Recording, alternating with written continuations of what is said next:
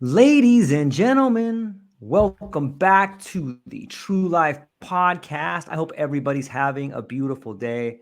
I hope that the sun is shining and the birds are singing and the wind is at your back. I got an incredible guest for you today, and we're going to get into some amazing topics. Let's see, the one and only Kendall Wallace. She is a distinguished guest here at the True Life podcast. She's an expert at transforming teams from a collection of individuals into cohesive, high performing units. With a unique blend of adventure and strategic facilitation, Kendall creates immersive offsite experiences that significantly enhance communication, trust, and collaboration among team members. If you face challenges like remote teams feeling disconnected, low employee engagement, or struggling to bring a sense of unity to your team, Kendall's expertise is precisely what you need. Through careful, crafted retreats, whether virtual or in person, Kendall ensures your team not only strategizes and plans effectively, but also builds meaningful connections and resolves conflicts constructively. Having led impactful workshops and offsites at major tech companies like Meta, Kendall has consistently delivered impressive results, improved communication, heightened trust, goal alignment, and increased employee satisfaction.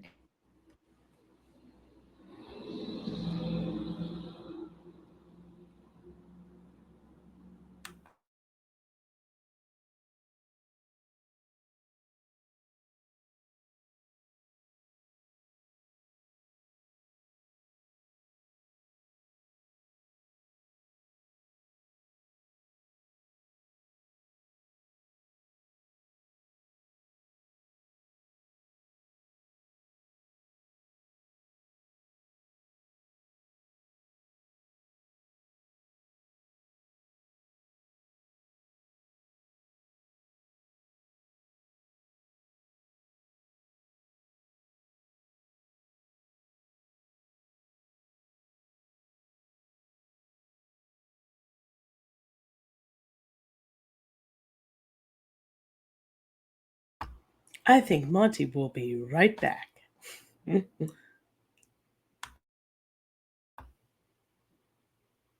I'm here. Hi, everyone. This will be cut from this segment, but it's okay. Anyway,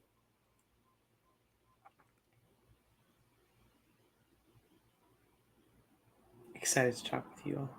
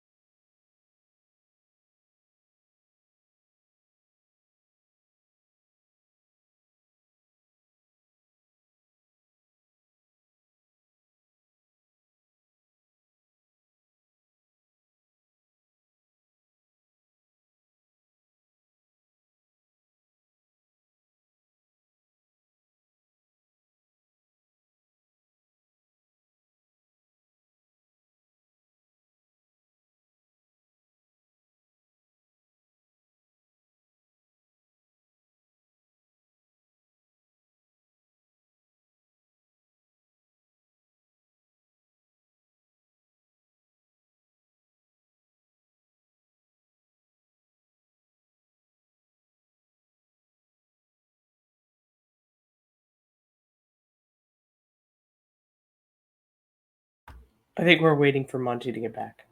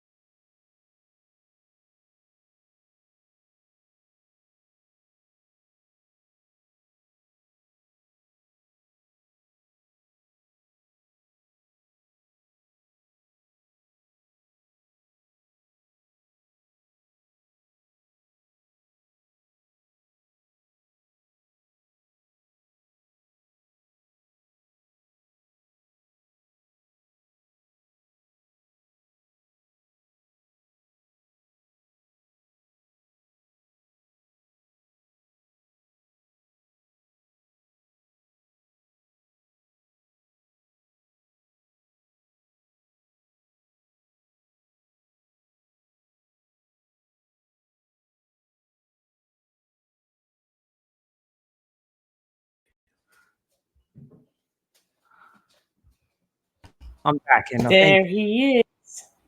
Nice. Thank you very much. For everybody watching, I was in the midst of making some big moves from upstairs to downstairs. And so, Kendall, I apologize for the quick interruption right there, but I am really excited on what you're doing and your understanding of building teams and trust and what you have going on as far as building community. And I was hopeful that maybe you could give us a little bit more of a background on how that came to be and why you're doing what you're doing. Yeah, sure thing. Glad you're back, by the way. So how I came to I guess work in the field I do now really started from working in big corporate company, worked at Meta, in big tech, kind of having the dream experience of working for the one of those big companies, right? However, and it has blessings, it had so many Yeah. different blessings, but one of the things it also had was whenever we had team challenges, uh, people would switch teams or they would kind of the tension would never get fully resolved.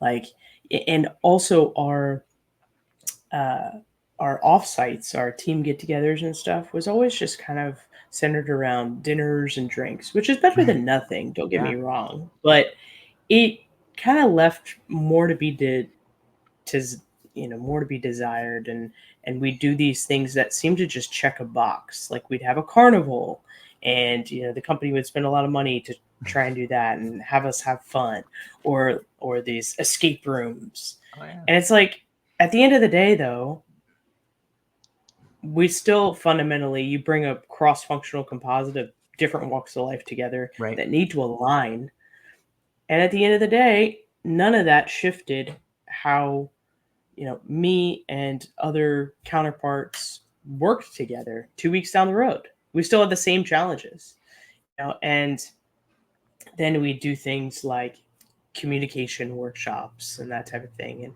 however, we'd never do them with our teammates. So, really kind of seeing the flaws in the system as well as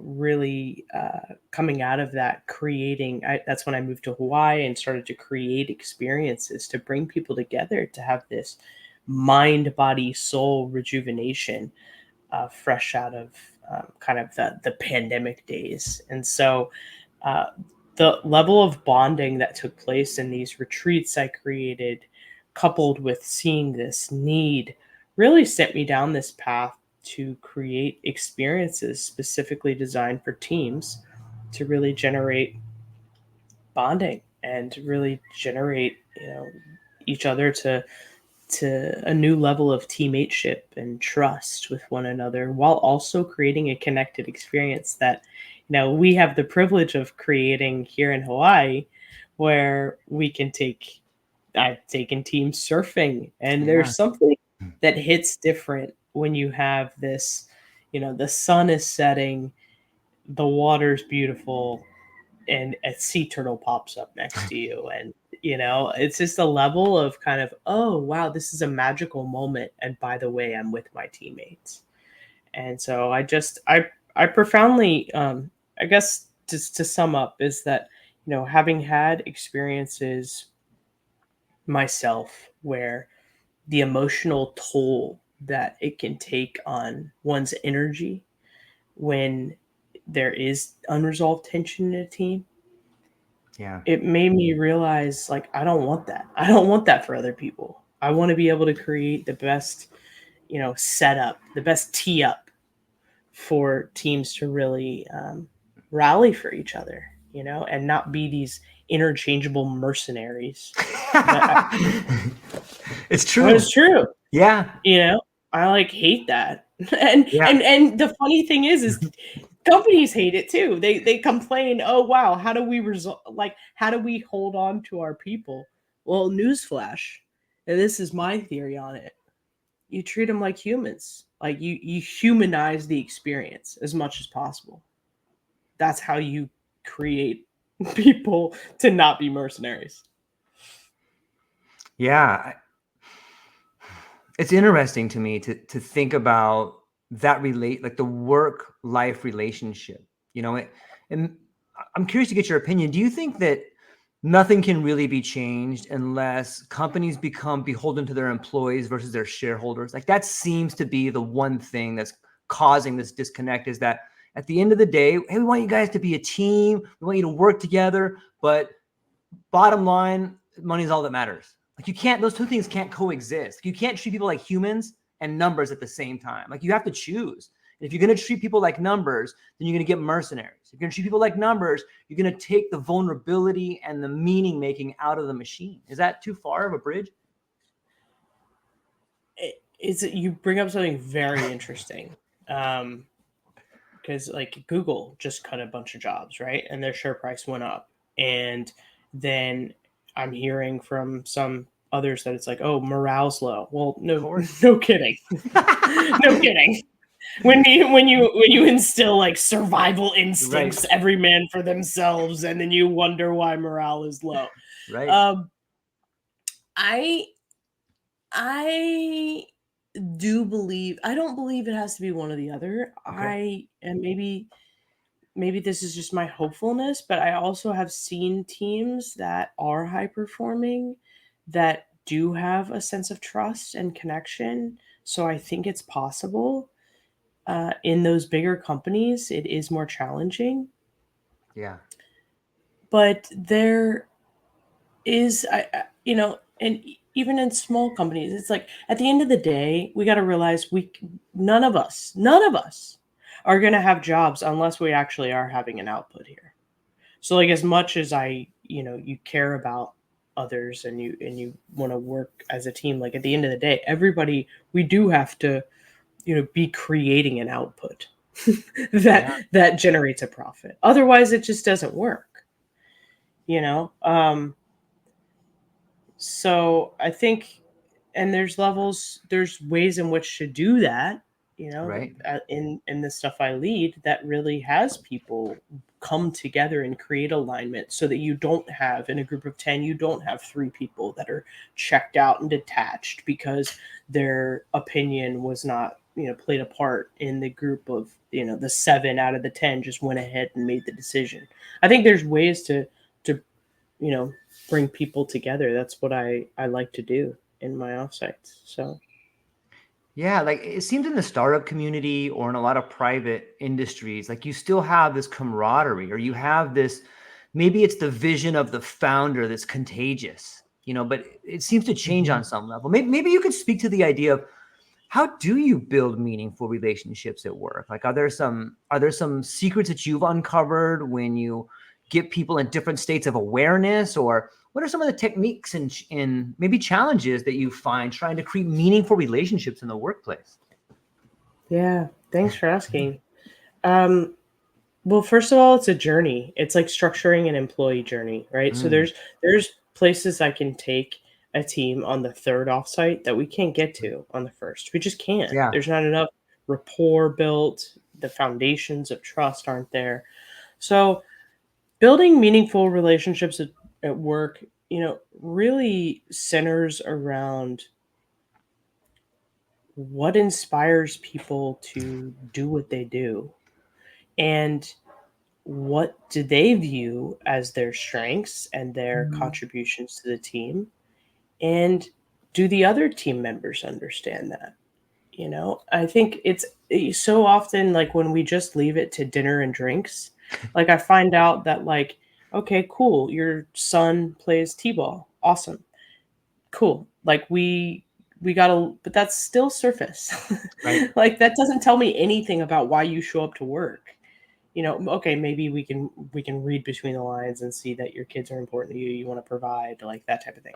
But really having a deeper conversation around, Mm, why are you on this team? And maybe it actually, I've facilitated like values exercises where it's okay that some people are just after the money. It's okay.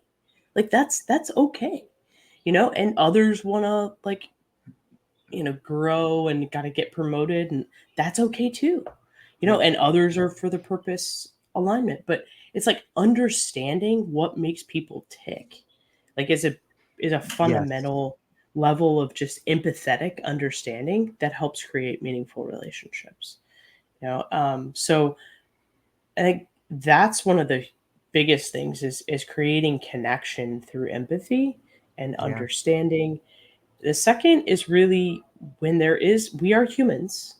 And so when there is tension that comes up, and guess what? It happens because we are humans. Then just if we ignore it, I'm a big fan of the mattress and the pea. You know that story, the princess and the pea, right? Of course. It's the story that the pea is under the mattress and she stacks all these mattresses on top, but the princess is on top of like 20 mattresses, and Hmm. she's like, this is so uncomfortable. She could still sense the pea. Hmm. And I believe that's true. I mean, a team is a group. And I'm a big fan of systems theory where, Mm. you know, like there's only underperformers because you have overperformers. Like the group interaction, you don't have to be at the center of the tension to have the center impact you, or to have that tension impact you.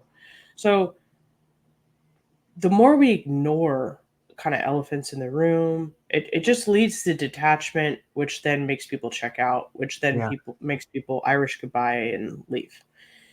And so, it's, I think the way to create meaningful work relationships is also centered around straight talk, addressing what's going on, and actually working to resolve through it. By hearing both sides and making sure everybody is seen, heard, and valued, and the conflict is resolved. And it's like, even if the conflict isn't fully resolved, it's like, okay, agreeing to kind of just acknowledge it. Like, it is, we as a group acknowledge that it's not quite resolved, and we're going to move on, right? But it's like, as opposed to this, like, yep, it's still there, like, this like half-hearted, half the group acknowledging what's going on.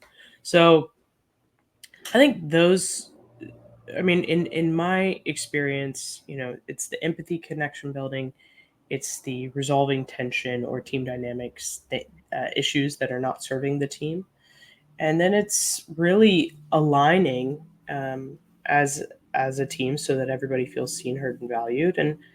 And the last component of for a lot of my work is then making sure that when conflict arises, it's just, yeah, it really is people, the team has the first experience of really, um, resolving that conflict, moving through it, and having their nervous system actually be okay. Yeah, those are incredible points, and they are definitely should be the foundation of building a winning team. I think defining terms, especially when we're in different cultures and in the workplace and values, is sort of a thorny spot. And the question that comes to mind, and this is a really broad question, so feel free to take it in any direction, is that sometimes you hear people say, these people are so self-entitled. And then you have other people that are like, look, the self-worth, I'm worth this. What do you think is the relationship between someone who's entitled and someone who has self-worth? Like, those seem similar in a lot of ways, but they're looked at very different.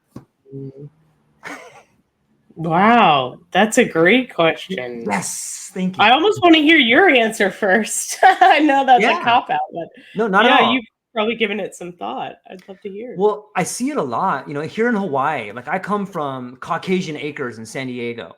And when I came to Hawaii, I was thrust into this mix of all this incredible melting pot of different cultures, like Filipino and Japanese and Hawaiian, all these different Asian cultures and different family structures and generational living. And what I didn't understand was going into the workplace. I worked for a Fortune 500 company at UPS, and the different attitudes towards work. And I found myself on the receiving end of, you are so entitled. And I'm like, I'm worth it. I believe that I work really hard, and I believe that this is not only am I worth it, but everybody I work with is worth it. And I was met with this incredible resistance of, you arrogant, self-entitled knucklehead. And like, I couldn't really bridge that gap, because in my mind, I'm like, this is what I was taught my whole life. I was taught to fight for what you believe in. And if you work hard, you deserve to have it. And then, I was able to flip sides and look at it from this other angle, like, oh, you think you're better than everybody? And I'm like, that's not what I thought, but I could see how it was received that way. And I bring it up because I don't really have a great answer for it, but I can see that divide since it happened to me. And I'm kind of searching for an answer because I don't want to be looked at as entitled. And I think a lot of people that are fighting for what they believe in, they don't want to look like arrogant and entitled. They want to look like, hey, I'm working really hard. I'm fighting for this. So I guess my answer to the relationship between entitlement and self-worth is empathy. It's like, okay, what is really going on here? Like these are two different words. Are we looking with two different cultures? Are we looking at a monetary issue? But maybe that could be maybe there's a course in there. Maybe there's a team building in there for leaders. Is like, what's this relationship like? It's not much of an answer either, but I'm curious to get yours. Yeah. Yeah, it's an interesting thing. I think it's just whether entitlement or high value of worth, Yeah. I think is ultimately about naming something that's unnamed. Just bringing Ooh, yeah. it's just having an empathetic conversation around bringing Yep. what's under the surface Yep. to the surface. I think so. I'll think of two examples. Like, so that one is engineers in tech, right? Yeah. They're paid so much, right? And um, uh, when I was a member of the design team, I would always kind of just it was kind of this whenever there was any criticism around like the guys, this thing we're building, it's not testing well with the clients, with the customers. These 300,000, 400,000 paid engineers would take it so personally. Right. And so the whole design team really felt like, what are you, come on, like, you're getting paid this much, like, take a little bit of constructive feedback. Like, you know what I mean? Like what do you want to be coddled? It was kind of like, no, but seriously. And I think about that as you're talking about entitlement, because it's just Right. that's what it brought up for me.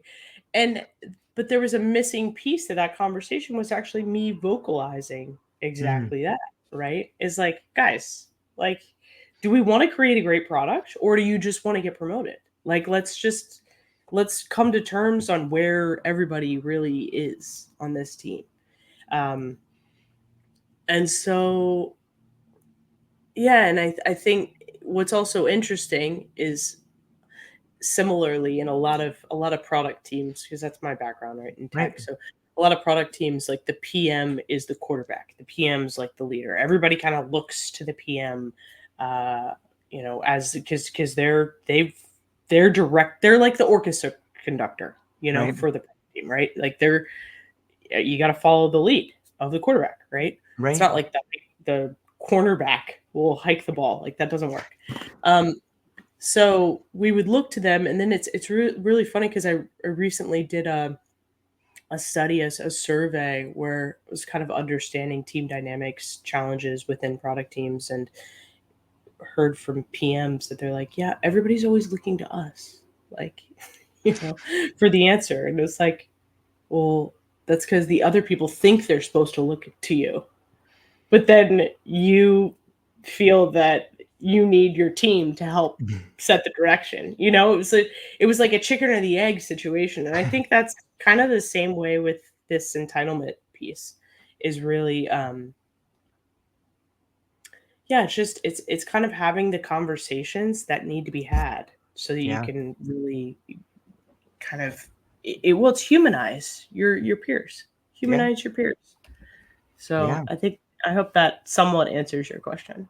It does. I'm grateful for your answer, because it seems to me that for a long time, tech has been at the forefront of change. And in doing so has the corporate structure been at change. And it seems like what you're doing is helping people reorganize the way they relate to work. And that's kind of what seems to be happening in this world. Like there's a lot of heartache, there's a lot of job cuts. There, you could argue that we're borderline in a depression, but that means big changes are coming, whether they're people getting cut or people reevaluating what's important to them. Definitely people reevaluating relationships. And do you think that maybe what we're seeing, while painful, is a sort of opportunity to reimagine the workplace, to reevaluate it? On some of your workshops and some of these exercises that you're doing, I think are very cutting edge. And I think that that's what you're doing, is you're sort of spearheading this new way to relate our relationships to work on some level. What do you think? If I'm even cracking any of that, that's it. That's what I want. Yeah. Absolutely. So I didn't mention this, but I'll Okay. now level a little bit more of vulnerability into the conversation. Nice. So my experience and so I'll actually walk you through. Okay, please.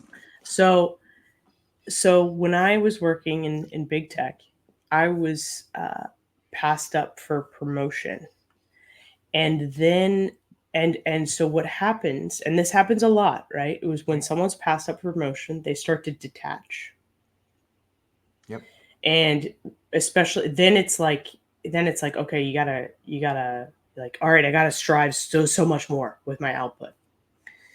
Then a tension was created with the quarterback of the team, the PM, between myself and her. And you see, my entire pathway for promotion in the future was based on for that particular role. The research is based on the ability to influence the product direction. Okay, with the research, with the research that's going on. Now, this particular quarterback wanted to set the pathway for the product, not incorporating research whatsoever. She's like, it's my way. This is the way I'm going with this. I want this product direction. So no matter what I did to influence her, it wasn't going to go that way because Right. of the way she kind of had her mindset on the product direction. And here you go. It's a situation that, quite frankly, exasperated into me getting fired for not being a good teammate. And I bring that up because what started as literally, you can see the crevices of like this misalignment and this one person just trying to go for survival. This other person, quite frankly, I didn't find out until later, she was trying, like, had also had a similar experience where got passed up for promotion and was just trying to make sure her way got won. And so you see how this, like, and of course she viewed me as like, yeah, I have this teammate that's not helping me, Of like, course. win, right? So, and listen, as much as, I guess the hard thing, is some people are like, yeah, team building, whatever, like, or experiences to help improve communication. Like, it doesn't really matter. It doesn't matter until your livelihood's taken away. Yep. It doesn't matter until those moments of tension become serious miscommunications that result in serious consequences. And then you got to look in the mirror and see it. And I don't want that for teams. And I do absolutely believe there's a better way. And the better way is not missing the layup of taking a communication class not with your teammates. Yeah. It's not checking a box. We did team building. Great. Right. Let's check that one off. We did it in a conference room without any windows. Yeah, that Right. sucks. It's like there's actually a different way. As the consciousness of the planet like is raising, and I mean, without getting too Yeah. woo-woo, truth be told, I think there's a more fun, more joyous, more soul nourishing experience to be had with how we connect with our colleagues. And I am here to help teams create that. Like, absolutely. Why? Because I know what it's freaking like, and I experience the consequences when you don't have that. Yeah. And it sucks. It sucks to have such a emotional toll being weighed on you to have dinner table conversation and friends conversation about how you're in different ways you're unfulfilled in the workplace. Instead, what's possible, I believe, is to create that connection, resolve tension, and then truly actually align as a team. You can look around the table and actually look people in the eye, which these are also traits, according to Pentland, did a study on high performing teams. They look Right. each other in the eye. They don't just look at the leader or the person who asked Right. the question, you know. And there's like different tools too, different tricks. I mean, I'll give you one Yeah, now for your please. um a fun one that I think is great is so often when you're aligning a group of people, everybody's like, uh, should we move forward with this? And then it's kind of like you have crickets or it's uncertain, kind of exactly how it is. So a tactic I love is, all right, on a scale of 1 to 5, 5 being the highest, 1 being meh. How much do you support this decision? Everybody, put up your hand, just 5 fingers, and show me where you are. Right? So you see visually. You look around the room and you see visually where everybody is. Now, anybody 3 or less, what is it going to take to get you to a 4 or 5? And maybe if they have a completely different direction, then it's like, um, you know, come back tomorrow with like what it you with your case, and then everybody else can vote again. And then basically the point is anybody 3 or less, it's you gotta start to make concessions on what it's gonna take to get you to a 5, and then come back, and that's called a negotiation. That's how you Yeah. everybody can actually leave, the all 10 people can leave that room being like, wow, I feel heard, instead of you get this invisible 1 out of the 9 or 2 out of the 10 that just are kind of like sitting there being quietly complacent. Does that make sense? Yeah, it makes total sense. I think that particular sort of negotiation or that particular sort of trustful communication allows for high output, high productivity, and a functioning team. I think that is where, the majority of companies wish they were at. Like, and that leads to better products, it leads to better service, it leads to better communication. And quite often it seems that the opposite way is the sign of a dying animal. When you have to force feed everybody something, it's like a machine at a hospital. Like, you have to force feed them to keep them alive. And when you have to force feed people ideas, there's no energy behind it, there's no love behind it, there's no power behind it, there's just the mundane guy digging a trench. Yeah. Yeah. Yeah. It, 100%. I this is kind of out there. Like, I deal a lot of my podcast talks a lot about PTSD, mental wellness, and Mm. just different types of mental stress that causes people to function less than who they really are. And I think that seems to be a symptom of the system we live in. And when you look at what's happening at workplace, there's a lot of well-being, and there's a lot of these programs that do check a box. Maybe it's going for drinks, maybe it's doing jumping jacks before you start work, maybe it's having a Mhm. motivational speaker come in. But do you think there's a place in the future for some sort of like psychedelic therapy? Like, maybe, I know that there's people that are working on microdosing and getting insurance companies to study microdosing on some level. But I think that creates a sort of alternate state of awareness. Maybe it's vulnerability, maybe it's just an altered state of awareness. And I know that's kind of a bridge way out there, but what are your thoughts on that? Oh, I would love that. Yeah, Me too. I would love that. Um, I'll speak personally. Okay. The use of psychedelics and uh, specifically MDMA therapy has been profoundly healing for me. Yes. And, you know, that journey, like has opened so much, has Yep. made me understand Right. levels of little T trauma. Yep. I Yep. have to admit I kind of grew up very privileged, and so I have the little T trauma. But I, still it had an impact. Well, I mean, I'll speak. Yeah. Okay, so this is a Yeah. fun one. So I'll speak candidly. This is kind of bridging both together. Is I mentioned that moment of me not getting along with a teammate, and it was very triggering for me because I felt not listened to. Totally. It was like her way or the highway. And then someone asked me, after I left, they said, "Where else in your life did you have that experience of Great question. not feeling heard or listened to, where it was this person's way or the highway?" And I was like, are you kidding me? I was just playing out unhealed mom stuff in the workplace. For God's sake.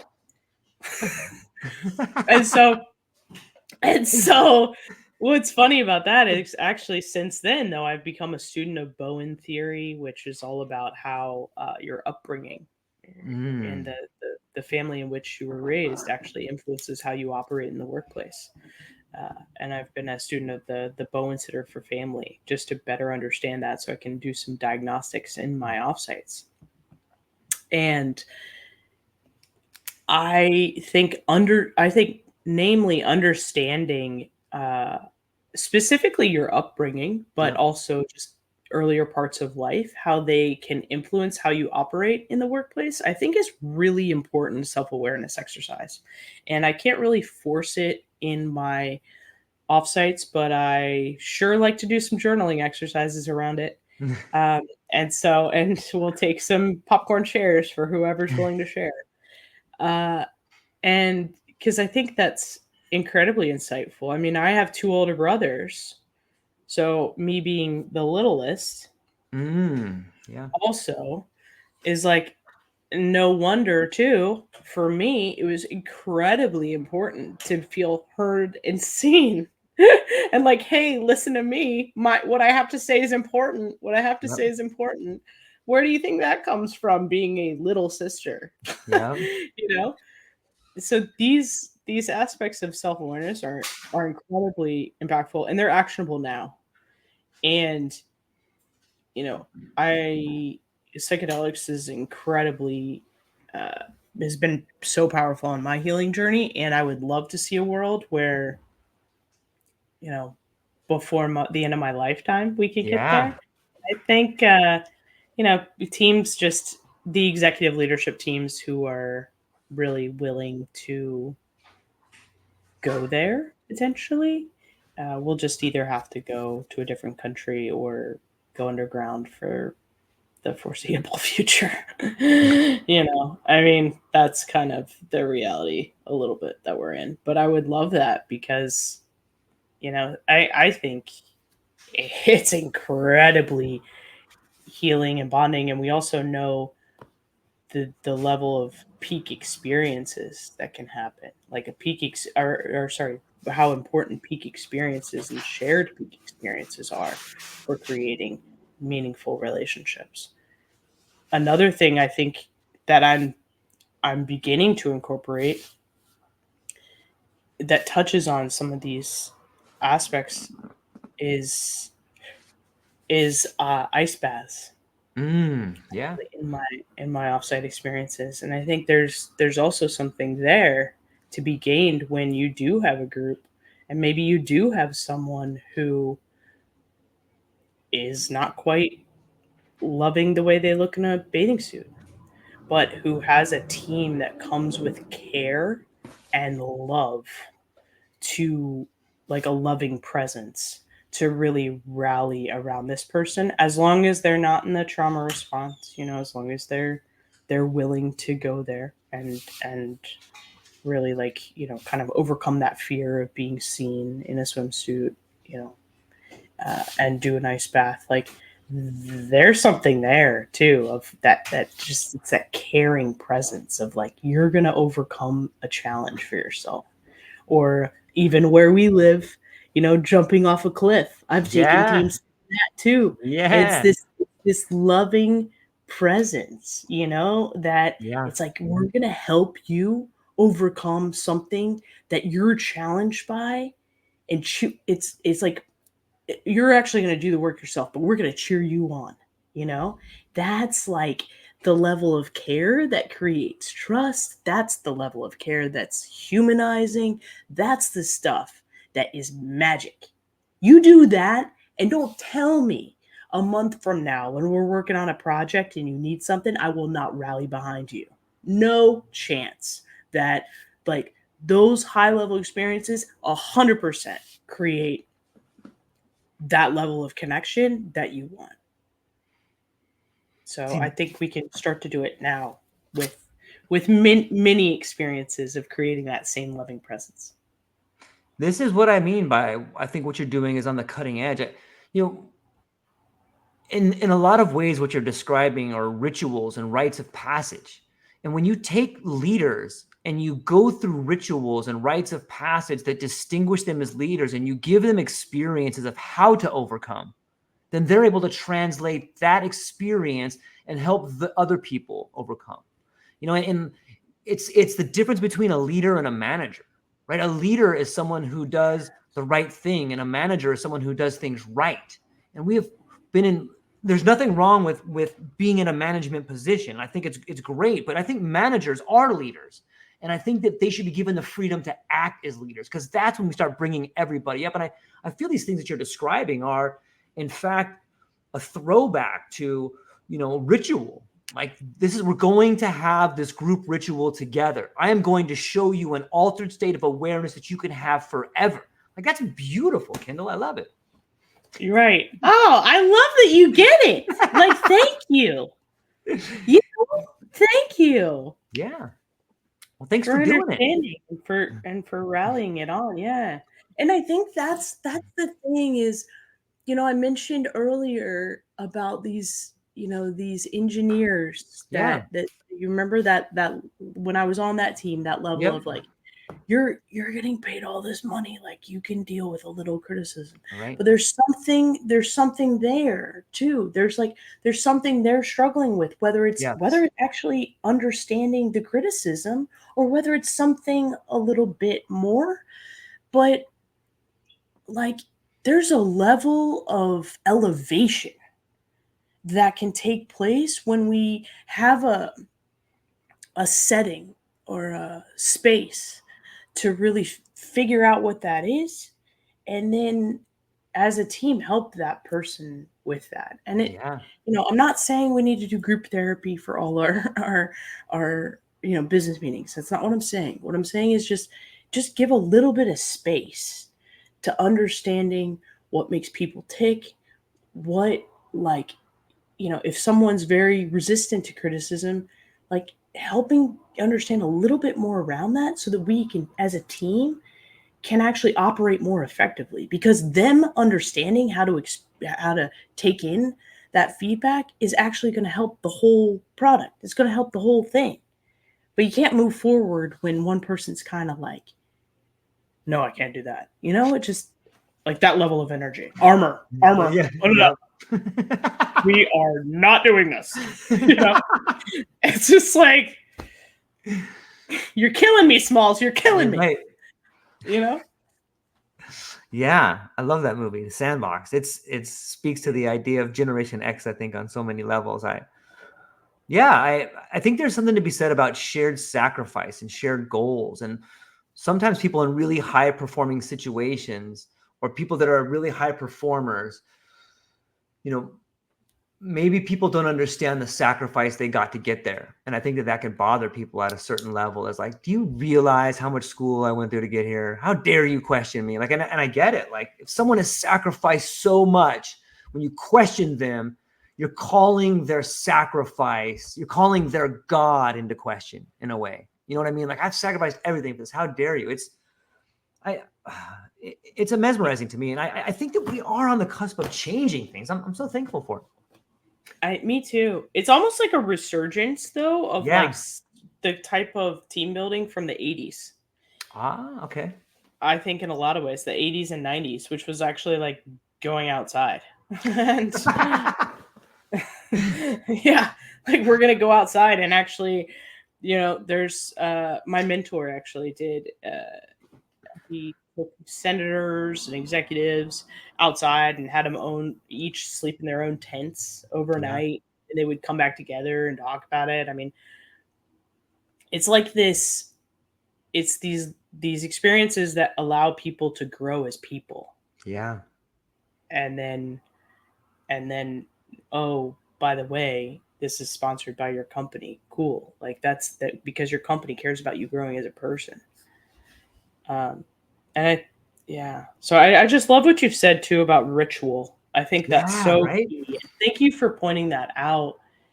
I didn't, it's a term that I've used sometimes, but I love how you've truly labeled it. Like, yeah, what you're doing is creating ritual, and ritual is so important, It's huge. so important.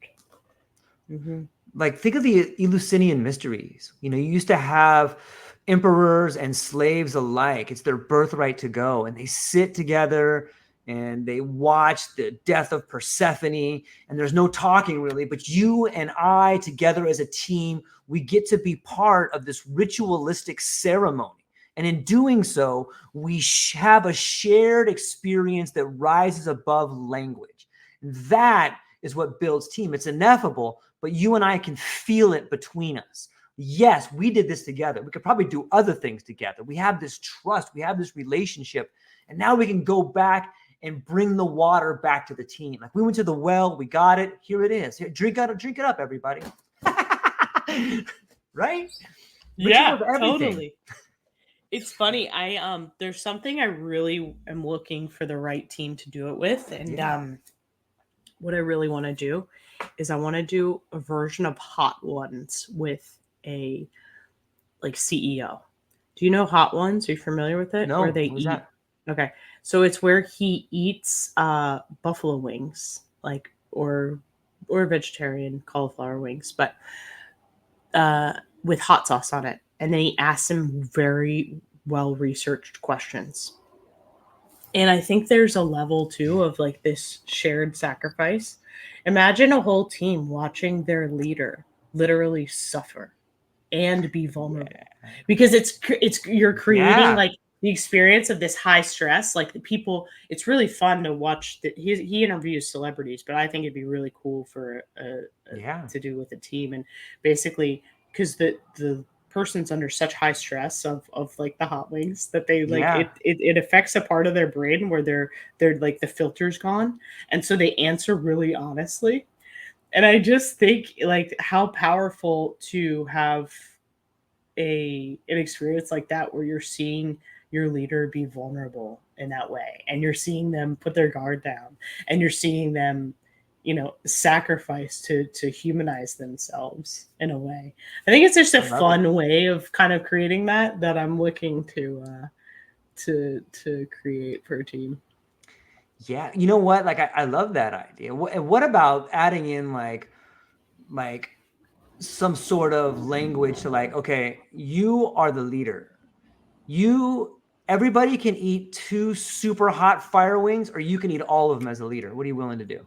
You know what Ooh, I mean? Like, love you're the that. leader. Are you the leader? Okay, what are you willing to sacrifice for your team? And it could be done in ways where it's anonymous. You could put stuff out there, but everybody could see. And on some level, Yeah. like, you could really see who's vulnerable and where they need work. And maybe this person shouldn't be the Yeah. leader. You know what I mean? But Yeah. it could be destructive in as well as cohesive. But I think breaking down boundaries is a part of team leadership. Like, this is where this person's weak. Like, if you are the leader, what's the right thing to do? And it could even be like theoretical. As a leader, are you willing to take that for your team or not? Like, I don't know the Right. right answer, but like, maybe everybody should Yeah. talk about it. Right. And also it's interesting to see how teams would react for their leader, Right. like Right. be like, you better not make me do this. Like you already made me so much, or like, yeah. The other thing I'll mention too is it's always uh in all the team building books, like there's one exercise that is always like people just put as the best for building team trust. And it's actually an exercise from the Navy SEALs where they Ooh. have to pick up and move a log, and they have to do it all together because it's so heavy. And I mean, I really Yeah. wish we could do that in corporate America too. I think, like having an experience like I have to figure out I mean, that's my task Yeah. is to figure out like these rituals and experiences that maybe without it's like a metaphorical log, you know? How can Yeah. we do that? Because I think there'd be too many like my knee hurts and stuff like that. Yeah. That we couldn't actually do it physically. But That's beautiful. Like and that's just an excuse, right? Like, oh, my knee hurts, or I can't do it right now. yeah, Like, what about something emotionally heavy that everybody had to carry at the same time? There might be something there that, like, that's exactly right. Yeah, yeah. man, I think that tends to happen, really when you kind of have two sides that need to that are kind of at an impasse that need yeah, to reach resolution and have all other team members be part of the process. yeah, Like I said earlier, tension between two team members, you might just say it's those two, but it impacts everybody in the team. It's kind of like, mom and dad are fighting, saying that, oh, it's mm, just between the two of them. It doesn't impact the children. Really? Because last time I checked, that would definitely impact the children. yeah, It's just you're kidding yourself if conflict between two people doesn't impact everybody else who's just a part of the system. agreed. Yeah, power dynamics, hierarchy, and I'm looking forward to learning more about the Bowens. And I never thought about it, but Yeah. the workplace is sort of an extension of family. And if you were taught a Mhm. certain way to relate in your family, of course you're going to bring that into the workplace. How can you not? Specifically conflict, actually. So, Mm, specifically how you were taught to deal with conflict, whether you were taught to avoid it or to engage.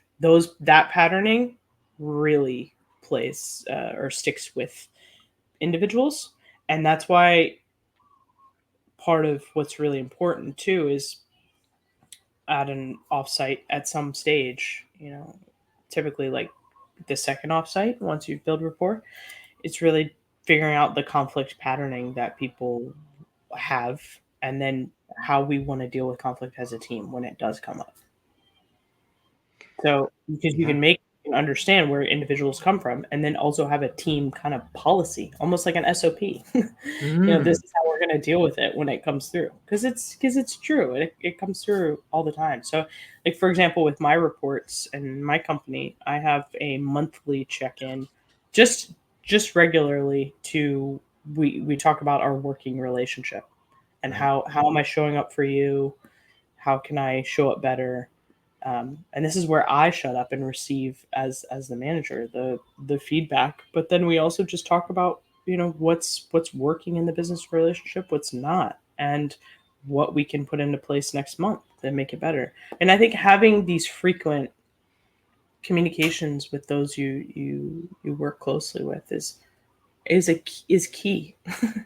It's a key to keeping the system in flow and devoid of viruses.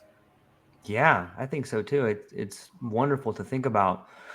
Kendall, I could probably talk to you for another hour, and we should definitely No. come back on because I feel like I'm just kind of scratching the surface, and I have a bunch more questions, and I got another Yeah. engagement coming up. But this is fascinating. I like what you're Yeah. doing. I think it's really fun, and I think we should get some more Uh, people in the conversation and have more robust conversations. Can you come back in maybe a I few would years? Okay. Yeah, let's do it. And I Okay. mean, we can talk more about teams, we could talk more about psychedelics, whatever Absolutely. you'd like. But yeah, it's been a real treat and I love the thoughtful questions that you've asked and yeah, just your enthusiasm around what I'm doing too is just it's really awesome to be a part of. So, thank you for having me. Yeah, the pleasure's all mine. And I think if anybody's listening to this, whether you're listening to the live stream or whether you're on a road trip or you're running or you're listening to the podcast somewhere, go down to the show notes and check out Kindle. She's got some incredible ideas. And I really think what she's doing is not only building teams through shared sacrifice and shared goals, but she's building a better tomorrow. And, for those listening, I just want to throw this one part in. Like, I think on some level, if you ever want to be a leader, you have to be fired. Like, if you ever want to be a leader, you have to understand what it's like to lose what you thought was your identity. Like, it's the only way. And I know some people have a negative bent about being fired, or sometimes it's on a resume. But if you ever found yourself in that situation, I want to say congratulations to you, because you've done something, and hopefully you're working through something that most people might not be able to do. So people should be proud of that on some level. So thanks for letting me throw it out there. But I'll throw it back to you before I go. Where can people find you? What do you have coming up, and what are you excited about? Yeah, thank you. Oh, just such a treat. Right. So you can find me on Instagram, guys. My handle is Kendall Wallace 123. And if you're curious at all about how I create offsites, how I eat any team exercises that I use, I actually give away my playbook for free, because I just want more teams to really create trust within their organizations. So I give it all away. And if you're interested in getting that, then you can DM me Monty plus Playbook, and I will pass it to you. And yeah, and so DM me there, or find me on LinkedIn and DM me. And yeah, just super excited. I'm going to 2 conferences actually coming up in the next 2 weeks. So I'll be off island, and just basically all about it's a group Nice. dynamic, group relations conference. So all about analyzing how it is that you operate within groups, which these are profound self-awareness opportunities. So I'll be going to 2 of those so that I can really begin to integrate some more of that curriculum into my own offsites. I can't wait to learn more what you learn there. It's cutting edge. It's going to be beautiful, and I think it's building a better tomorrow. So, ladies and gentlemen, thank you so much for hanging out with us today. Go check out Kendall. She's an incredible individual who cares about building a better tomorrow. So look her up, reach out to her, and tell her you saw on the True Life podcast. That's all we got. Kendall, hang on briefly afterwards. To everybody else, have a beautiful day. We love you. Aloha.